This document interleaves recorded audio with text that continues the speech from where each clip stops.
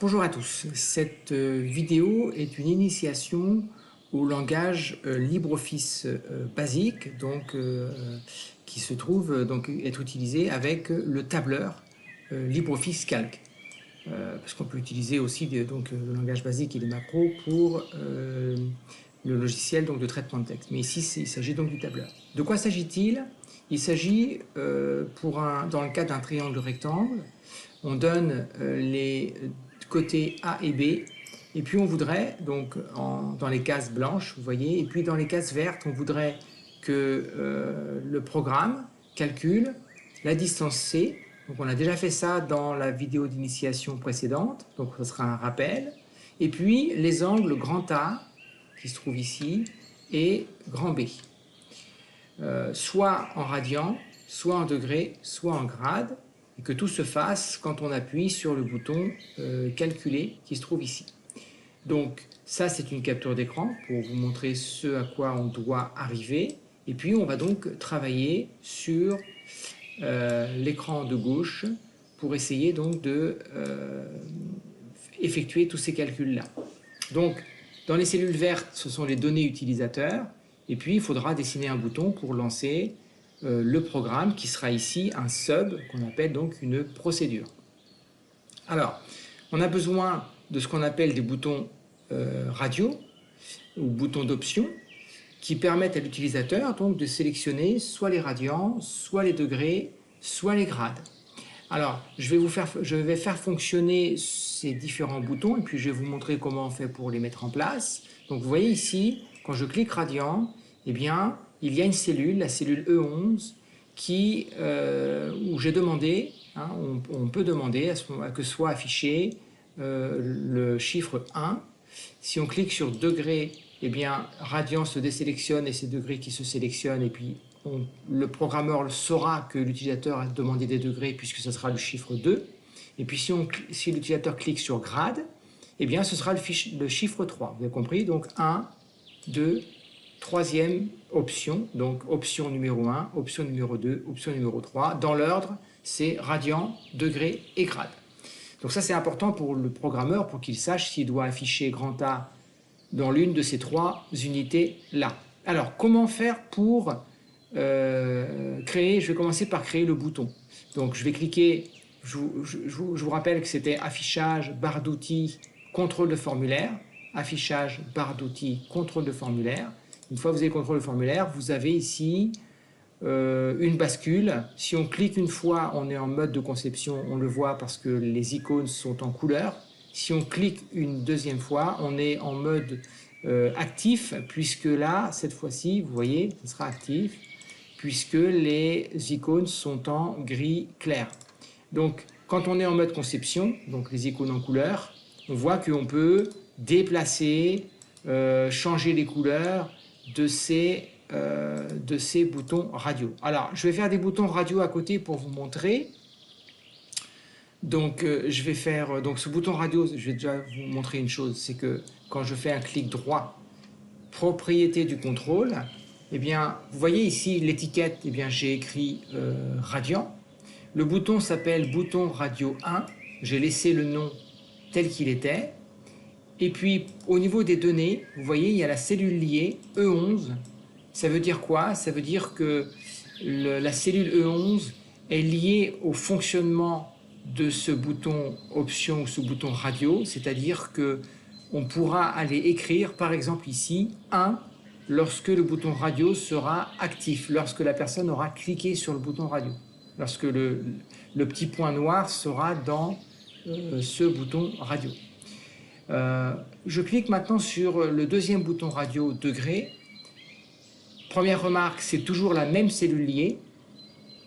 Et là, j'ai indiqué que quand on cliquera sur degré, il faudra mettre 2 dans la cellule E11, que j'ai mis pédagogiquement, je l'ai mise de la même couleur. Mais c'est vrai que un programmeur essaiera quand même de cacher ces cellules-là, puisque ce n'est pas utile pour l'utilisateur qu'il aille modifier ces valeurs qui sont ici. Et une remarque importante, c'est que le deuxième bouton radio porte le même nom que le premier. Vous voyez, quand je clique sur radian, il s'appelle bouton radio 1. Quand je clique sur degré, il s'appelle bouton radio 1. Il faut absolument faire ça pour que vos boutons radio soient liés entre eux. Sinon, si vous mettez des noms différents, eh bien la personne pourra cliquer sur Radiant et cocher également degré, donc ce qui n'a pas de sens pour un bouton radio. Donc une série de boutons radio en fait porte toujours le même nom. Dans une série de boutons radio, chaque bouton radio porte le même nom. Ça c'est important à bien comprendre et à bien mettre en place. Et puis bien sûr les données, je l'ai dit, hein, c'est la cellule liée E11 avec la valeur référentielle 2. Et puis si je clique sur le troisième, vous voyez bouton radio, ce sera toujours E11 bien sûr avec la valeur référentielle 3, vous avez compris. Et puis le nom, toujours le même nom, bouton radio 1, l'étiquette, donc ce qui est écrit dessus, un peu comme pour un pot de confiture, ce qu'on écrit sur l'étiquette, et bien ça sera grade. Voilà donc les 3 boutons radio. Pour vous montrer, je vais en dessiner 2 autres par exemple, juste pour la démo. Donc je clique sur bouton radio, vous voyez ici, et puis je vais en dessiner un ici par exemple. Voilà. Clic droit, propriété. Donc il a automatiquement appelé bouton radio 2, je peux laisser comme ça. Je mets démo 1, valeur référentielle, je vais mettre cellule liée, je vais mettre H11, et puis je vais mettre par exemple 1. Voilà, je ferme. Donc ce bouton radio, le voici. Je peux comme ça, vous voyez, changer donc sa taille. Je peux aussi, quand je reviens dans propriété du contrôle général, je peux aussi aller changer sa couleur, mettre par exemple un rose comme ceci, voilà, un rose rouge, voilà. Et donc vous voyez, on a le bouton démo 1. Je peux cliquer à nouveau sur le bouton radio, je vais en dessiner un en dessous, je vais en faire 2, vous aurez compris comment ça marche. Clic droit, propriété du contrôle, et là je vais l'appeler bouton radio 2, il faut que j'appelle le même nom. Sinon, eh bien, ils ne seront pas liés l'un à l'autre, c'est-à-dire quand je vais cliquer sur l'un, l'autre ne va pas se décocher. Donner toujours H11 avec la valeur référentielle 2. Je ferme. Non, je ne ferme pas, je vais changer la couleur. Ici, en général, je vais revenir avec la couleur et je vais mettre la même couleur ici. Voilà. Et je peux fermer. Voilà donc les 2 boutons. Alors là, on est en mode conception, donc ils ne sont pas actifs. Et donc, je vais les rendre actifs. Alors, c'était la H11, hein, je vais la mettre en jaune pour que vous puissiez voir. Donc, je clique une fois sur la petite équerre. Voilà. Et là, quand j'ai cliqué sur démo 1, ben, il va afficher 1 dans la cellule H11. Quand j'ai cliqué sur démo 2, il affiche 2 dans la cellule H11 et puis il décoche la cellule, le démo 1. Ben, bien sûr, comme ça, ils sont liés. Alors pourquoi sont-elles liées? Je répète, c'est parce qu'elles portent le même nom. D'accord, pas la même étiquette, mais le même nom. Ça, c'est vraiment important à comprendre. Je fais un petit enregistré pour ne pas perdre mes données si on avait éventuellement un plantage de LibreOffice. Donc vous avez vu comment on fait pour mettre en place ces boutons radio. Alors le bouton radio il se dessine, vous voyez je viens de le faire. Et qu'est-ce qui est important pour vous en tant que programmeur? Eh bien c'est ce qui se passe dans la cellule ici E11, puisque c'est là-dessus, c'est dans cette cellule que vous pourrez récupérer l'information qui est la suivante, hein, la réponse à la question, quelle est l'unité qui a été sélectionnée par l'utilisateur? Ben ici c'est la 3e, et la 3e c'est grade, puisque dans l'ordre c'est radian degré grade. Comme ça vous saurez. S'il clique ici, ben, ce sera la 2e, et ici la 1re. Vous voyez comment ça marche. Il nous reste à faire quoi? Eh bien un bouton, donc je vais revenir en mode conception, en recliquant sur la petite équerre avec le stylo, mode conception. Je vais dessiner un bouton ici, voilà. Et je vais, ce bouton, clic droit, propriété du contrôle, et dans général, dans l'étiquette, je laisse le nom bouton 1, dans l'étiquette, je vais faire calculer. Je vais écrire calculer. Voilà. Alors, je n'ai pas encore affecté de macro à ce bouton, ce qui fait que ce bouton, eh bien, il n'est pas actif. Donc là, il est en dessin, je clique une fois pour revenir en mode... pour rendre tous les boutons actifs, ben quand je clique, il ne se passe absolument rien. C'est normal, ce bouton, il appelle aucune procédure. Dans quelques minutes, il appellera la procédure que j'ai appelée calcul angle. Et donc tous les calculs des angles pourront s'effectuer grâce à... Mais tant qu'on ne lit pas, tant qu'on ne va pas lier une procédure, bien sûr, le bouton ne va pas fonctionner, ce qui est tout à fait logique du reste. Donc voilà ce qu'il y avait à dire. Une dernière chose cependant, vous voyez ici, quand le système donc écrit 1, 2 ou 3 dans la cellule E11, si vous regardez dans le guide basique que vous avez reçu, eh bien vous constatez que en fait, le 3 est une chaîne de caractères, c'est-à-dire c'est une chaîne de caractères comme si c'était un A ou un B ou un texte. Ce n'est pas le chiffre 3, 2 plus 1. D'accord ? Donc, pour pouvoir obtenir un entier, un integer, hein, il faudra utiliser la fonction cint. La fonction cint qui permet donc de passer d'une chaîne de caractères à une valeur integer, donc un entier. Donc ça, c'est une petite subtilité qu'il faut connaître, sinon on peut chercher longtemps pourquoi est-ce qu'on n'arrive pas à savoir si c'est 1, 2 ou 3, parce qu'en fait c'est une chaîne de caractères 1, une chaîne de caractères 2, une chaîne de caractères 3. Rendez-vous dans votre guide pratique pour regarder ce qu'on appelle une chaîne de caractères, hein, et puis ce qu'on appelle un entier. Bon, un entier, ça vous connaissez. Hein. Alors, eh bien,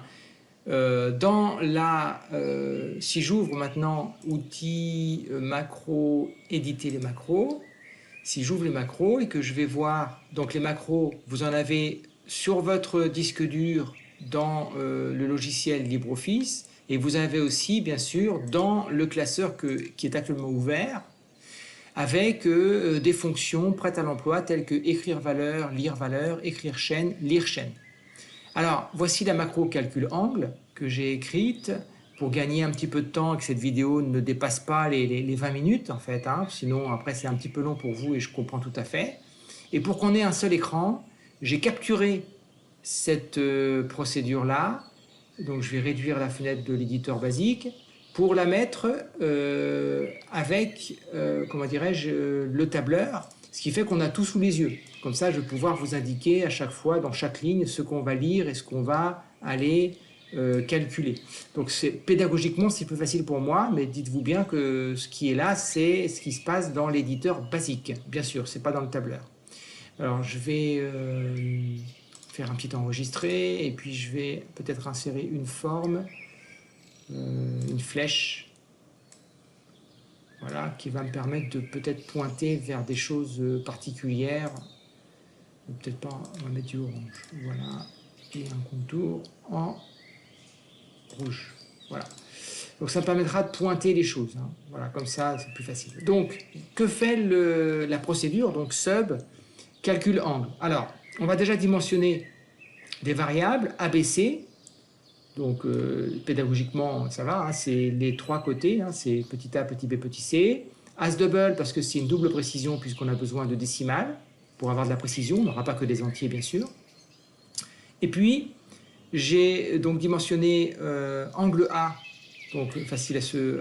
D'accord, ça veut dire ben, c'est la variable où il y aura l'angle A. As double, pareil, puisqu'on a besoin de précision, on a besoin de chiffre derrière la virgule. Pareil pour angle B. J'ai dimensionné unité, as integer. En fait, dans unité, on va mettre ce que la cellule, ici, E11, contient. 1, 2 ou 3. Donc, comme ça, on saura si l'utilisateur souhaite avoir des radians, des degrés ou des grades. Donc, tout ce qui est en magenta, ce sont des commentaires. Ici, j'ai mis calcul de C. Donc, qu'est-ce qu'on va faire pour calculer C? On va faire lire valeur dans la feuille 2, c'est la feuille où on est, C13. C13, la voici. On va lire ce qui est dans C13 et on va le mettre dans petit a.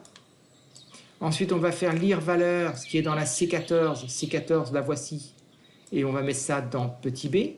Ensuite, grâce à la fonction hypoténuse, allez voir la vidéo précédente d'initiation. Elles sont placées dans l'ordre. Et vous verrez donc, on a parlé de la fonction hypoténuse. Je ne vais pas en reparler ici puisque ça va allonger inutilement la vidéo. Sachez qu'hypoténuse calcule, comme son nom l'indique, la longueur de l'hypoténuse pour un triangle rectangle. Donc, on va calculer l'hypoténuse à partir de A et B.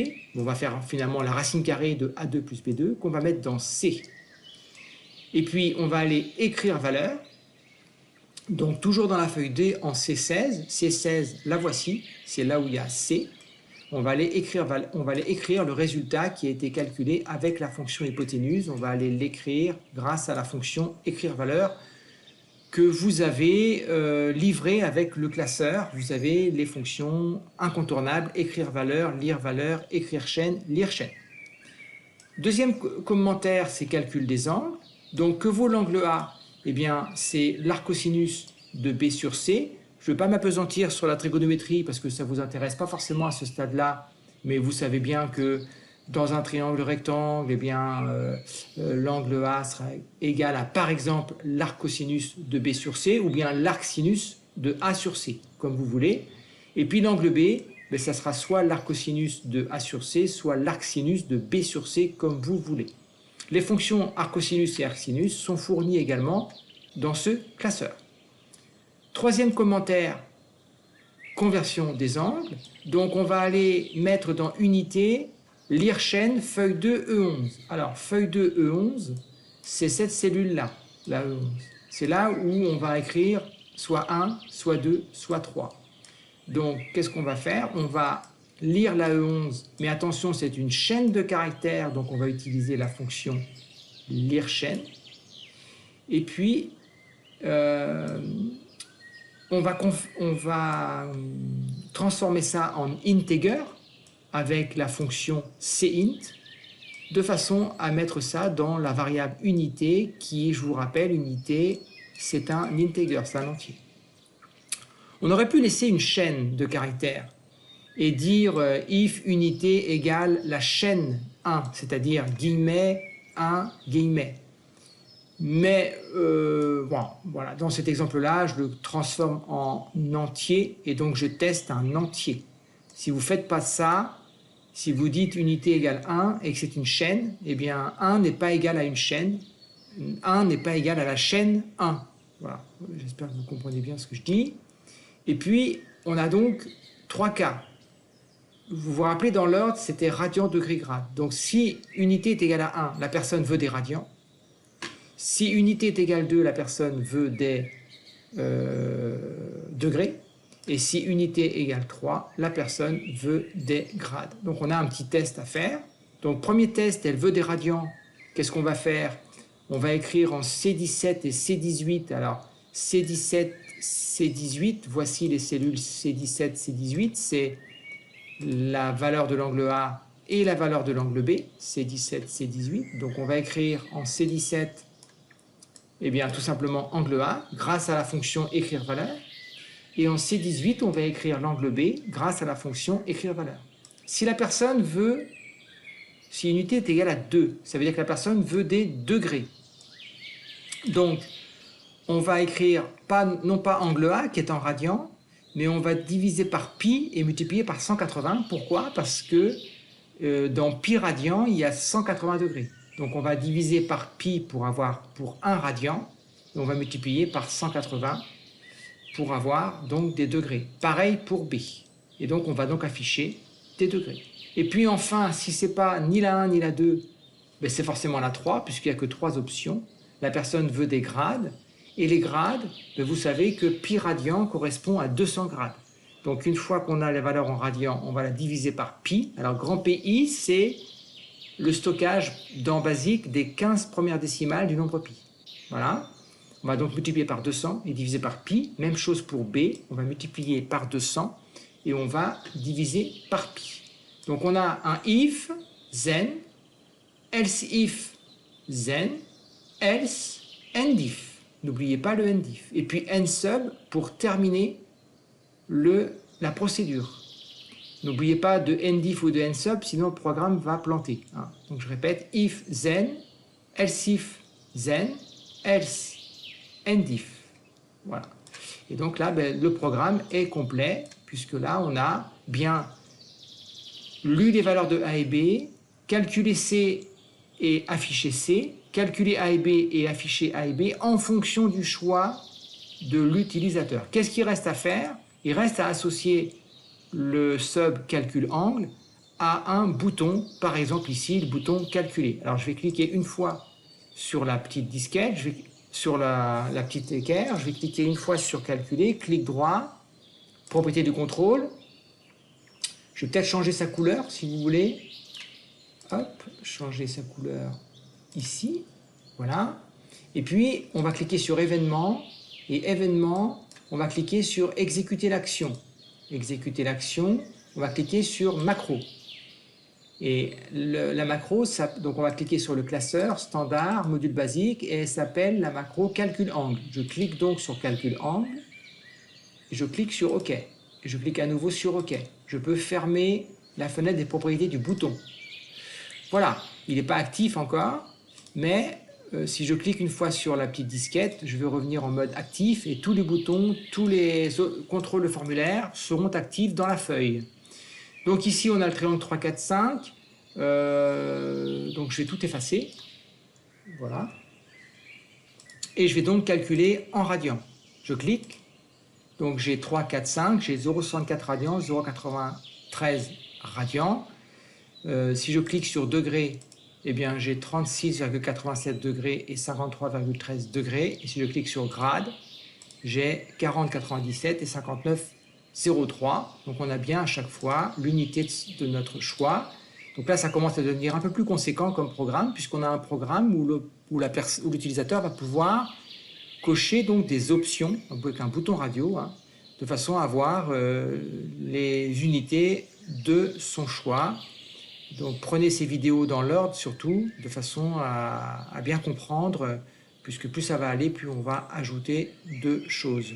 Voilà donc pour cette vidéo qui permet donc d'associer des cellules à un programme qui permettra avec des boutons de radio de demander, donc de choisir ici des unités différentes. Et puis on a associé cette procédure calcul angle à un bouton, de façon à pouvoir le lancer facilement, que l'utilisateur qui ne sache pas programmer puisse lancer facilement votre programme. Voilà donc pour cette vidéo qui concerne donc l'initiation au langage basique. Il me reste à vous souhaiter une excellente journée et je vous dis à très bientôt.